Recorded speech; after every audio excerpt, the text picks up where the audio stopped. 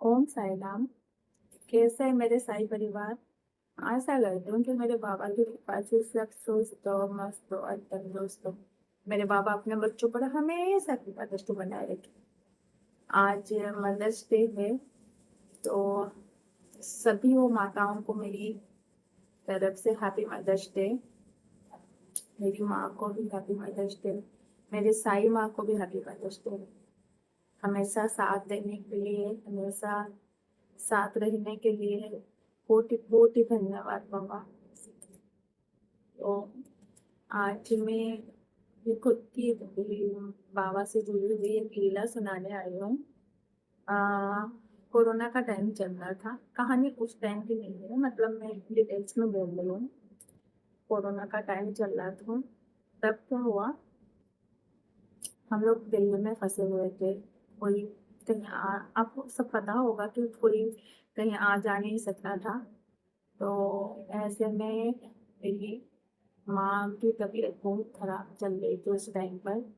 तो हम भाई बहन सबकी शादी हो गई, तो सब अपने अपने घर में अपने अपने लाइफ बिजी। और माँ की तबीयत खराब होने की खबर मिल कर भी हम मिलने नहीं जा पाए, क्योंकि सब लॉकडाउन चल रहा था तो नहीं जा पाए। तो उस बीच मेरी माँ नहीं गई। और ये इतना बड़ा झटका मुझे लगा। एक तो माँ नहीं गई, ऊपर से कोरोना का वो जो हाहाकार मचा था। और जब कोई अपना गुजर जाता है तो अपनों की ज्यादा जरूरत होती है, कि अपनों की कंधों की भी बहुत जरूरत होती है, कि मतलब अपना दुख बांटने के लिए। तो मुझे ये भी नहीं मिला। मेरे सब उड़ीसा में जितनी भाई बहन उड़ीसा में थे, तो वो आपस में मिले, पर मैं नहीं जा पाई। मैं अकेली पड़ गई। तो उस सदमे से निकलने के लिए मुझे बहुत टाइम लगा। टाइम क्या लगा, मतलब वो कहते हैं ना कि मैं वो सीखने में मैं निकल ही नहीं पा रही थी। तो धीरे धीरे मेरी तबीयत खराब होने लगी। जैसे तैसे करके तो कोरोना चला गया। बाबा की कृपा से हम सब सेफ थे। कुछ भी नहीं हुआ। मेरे हस्बैंड हॉस्पिटल में जॉब करते हैं, फिर भी ऐसा कुछ नहीं हुआ। वो सब बाबा की कृपा ही थे। तो धीरे धीरे जैसे दिन गुजरता गया, वो दर्द से मैं उबर नहीं पाई, मेरे माँ के जाने के बाद से। तो मुझे क्या हुआ ना, धीरे धीरे पैनिक अटैक आने लगे, एंजाइटी वगैरह वो स्टार्ट हो गई।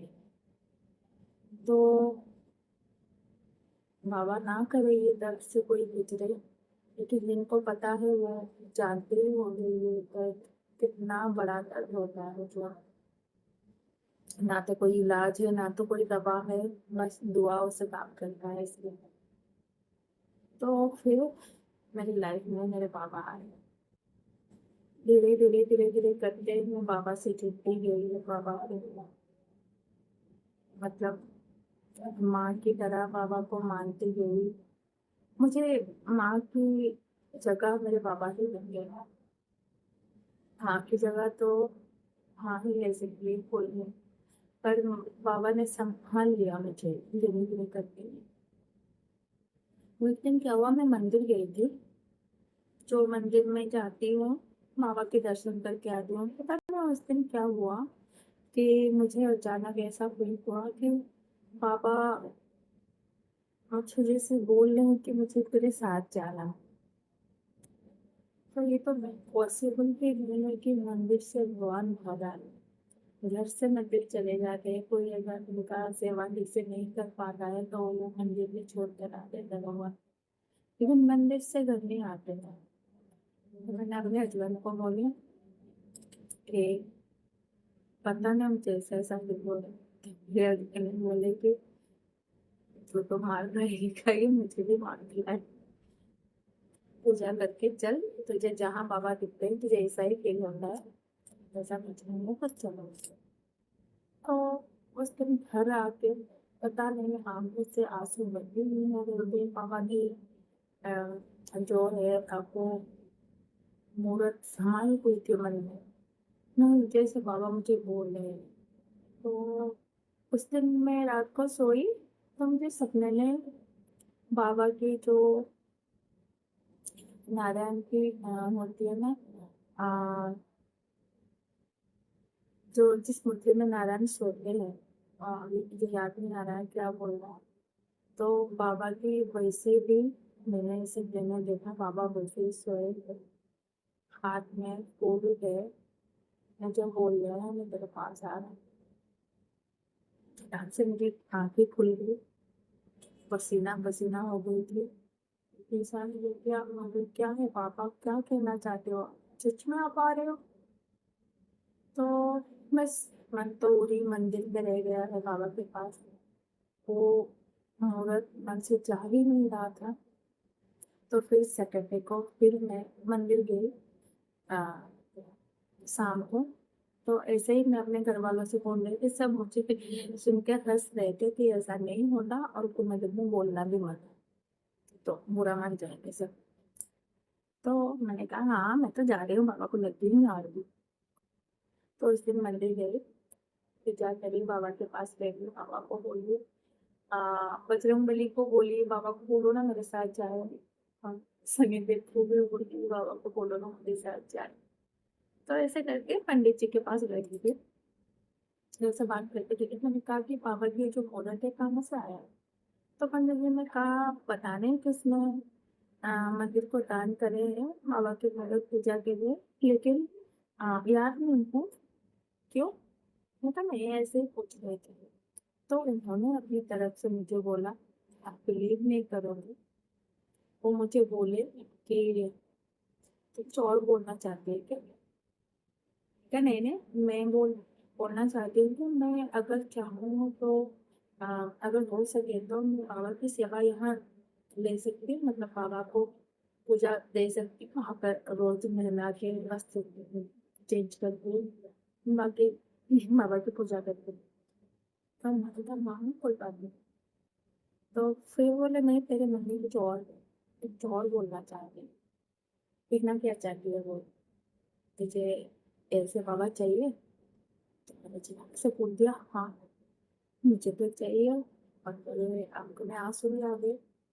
बोले ये तो बाबा की जो आ, मुहूर्त है, ये तो अभी मुझे भगता ये पूजा होती है यहाँ से तो बाबा नहीं जाएंगे, लेकिन बाबा की सेम टू सेम और एक मुहूर्त मंदिर के रूम में है, वहाँ से हम दे सकते हैं।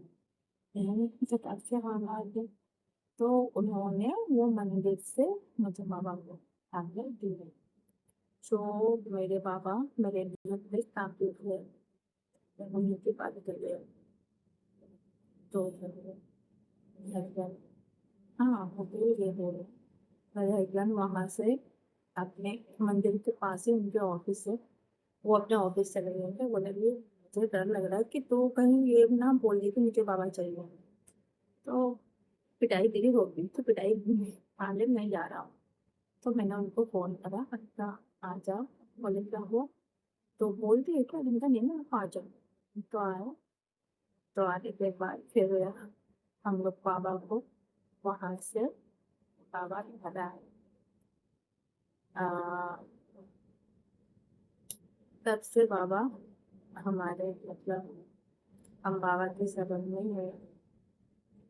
तो ऐसा भी हो सकता है बाबा अपने बच्चों की बात से मिले। और ये छोटी सी लीला नहीं है, बाबा की लीला कोई छोटी होती नहीं है। बाबा की लीला वो होती है कि हम जिस आ, मतलब जिसमें हम बाबा को महसूस करते हैं वो छोटी कैसे हो सकती है? वो लीला छोटी नहीं है, वो बहुत बड़ी लीला है मेरे लिए। तो तब से मेरे बाबा मेरे माँ के रूप में, मेरे साई माँ के रूप में मेरे घर में हम बाबा के साथ नहीं लगे। तो सोचा आज के दिन ये लीला जो है मैं आप लोगों से शेयर कर